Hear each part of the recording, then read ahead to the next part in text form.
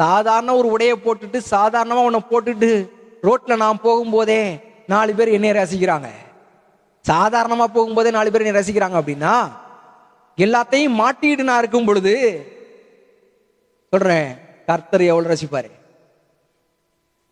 இந்த வெளிச்சம் வரணும், வெளிச்சம் வரணும். உங்களை யாராவது ரசிக்கிறாங்களா? யாருமே ரசிக்கலையா? ஏன் ரசிக்கல? ரசிக்கிற மாதிரி நீங்க இல்லையா? நான் சொல்றேன், இந்த ரசிக்கிற அந்த ரசனைய தேவன் உள்ள வச்சிருக்கிறாரு. இந்த ஐஸ்வர்யத்தின் தேவன் நீங்க அப்படிதான் அணிந்து கொள்றதை பார்த்து ரசிக்கிறார்.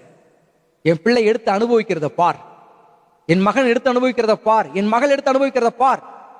இந்த வெள்ளியும் பொண்ணு என்னுடையதுன்னு சொன்னேன், என்னுடையதெல்லாம் உன்னுடையதுப்பா, எடுத்து அனுபவி மகனே, எடுத்து அனுபவி மகளேன்னு சொல்லி